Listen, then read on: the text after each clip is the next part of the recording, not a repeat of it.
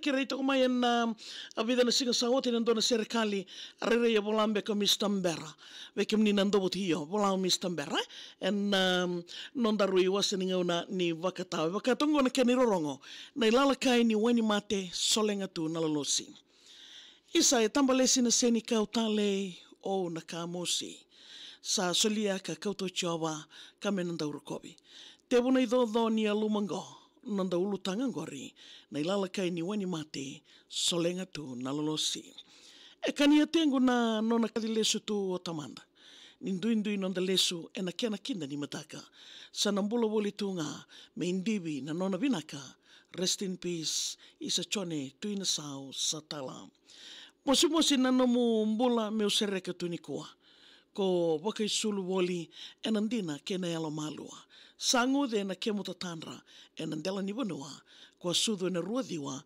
February rona undolu tinikarua na mombula isanga nimbalawo karui leka nga ke ulumuta na moivi vosotia ulengo naita ko kalomani e vale veita watakina tinikadio ni November ko takali rona undolu roa me okuria ka ulisubotu no mua sudu ni ko autiwa na tale ke na koula ni vesoso na matamo e karoni ko ngai a wunia na lulubo no mua sudu no nga e na walimbula e koromomo e do sara motomo ka tamatumbula mai e na sambula wana turanga nonda kalondo kai o susungi e adobana e mbakiwa ni ko selalai e na koro totoka karongongori sai nandro mai kina no mubuli chone meu na waka isa Malolo district o ya ena ndrumoni singa sabu public school ena Kalasilima Kalasiono e Dhuvu district e Kondaki o Amerika ngorisaka na runa ndol rusanga bulu kama ni una lisubotale embakia sa tawakiko na mbatinganga ni mate ni linga i matau ni kalau sa kauti iko daki na mungasini bulio satereki na horwale kwa susungi kabakandemeni ni binaka o tauda we mbombo watake no mututu na iteni ni no mumbula tumbuda ke moelo matua ia kovusi ngai suruta moina tikino wai na koro o na korokola ko leibula tini kendo walinga e na koro ko hanahana ongoka na ilesu ni sala e kadikina o tamanda e loma ni vale ni sambimbi na ibau ni kemumbada walimbula e koromomo meratangi langalanga e toko dia undina na imboi ni no musalu sanambula wolinga membololo ni waka nanano weka waitaki ke na loloma sa tamba ni lomango ka dhambe ni kema mi kerekena na wakamo o tukamo e nduambulu e musita no mumati nyosa kalida leibi wa na vetikiri e vale sana dalata na wagatadini e vesinga nindambe aweni mata tabuloni ni akwe lambale. Kina mundela ni abu meu kasi roko. Meu sanangalo selimatu na atu malolo. Na wosa ni biao ni weni mata kina nongu lololo. Kau takasa kaya na lolosi e anu ya na nomukoro. Momo na tui lawa taumanda ki vale levo. Dhambo ena wakaroa roko nongu i sevu. Memo weni sudu e kalidi mai na koro levo. Ongori mai na mara e na sana o tailevo. E ndau matedi na totoka ni nomu parataisi. Roko yawa tabua maudiri o tokoriki.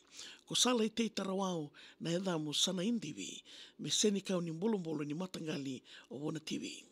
Na ndondro langi ni nomu susungi au sababada. Mai nandro mai e na rono ndolo tinika wa me sevutaka. Ndewa kimbabo e na embaki katarawa.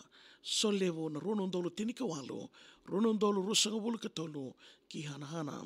Newtown na yoti ni wano o maringeta. O ya na rono ndolo rusanga bulu kawa ni nomu wanga sake levo leka. Sakadibi ko nonda kalo kale wakenda. Kamenda nangai ya laki sota ki wuninga sauleka. E laitaka sa kina da kau ni mosi nangu e loma. Niko sa tawa rei mai o i lei au tangi ka dhuwa. E wakandei taki i au noi wala tamu ni atukuna. Sendambula, se mate, enda sa nona nga na kalumbula. E lumu ngo sambulu tabangandua na imbulumbulu. Isa umusita na kena weni mata kede e tuturu. Moade chone e nangele ke nangele nuku ke na nuku e na ke mungara katundua e hana mai dhubo. Na muito mura mo seta au rilo mana. Donga le veitata e na kena kinda ni mataka. Marama na tinamo Amelia Vesikula na edana. Turanga tamamu sai chope ngoni satalam. Me uleso ka lei nomo na waga dengo mai dake. Isa chone ki mami nui ninda na lei sota tali. Ki Wuna TV, ki anuia non reavu na ungase ni mode keve rabeu kani ongonga o Richo Valley. Ya bika menina a veio kani ndobo te tiko mai singa vina ke ninda na bani ni vina ke levo balolo ni wanga nanano. Ko ni ngoleta bola boka serikali ga email tak mai via maria@vtfm.com.fj. Na magati ko monit kina ba romboka ve mama ni diwa na kena dorungo di mawili kitiko kina na serikali nama ke. Ga sama tala na Facebook page no VTFM mo rakonta kina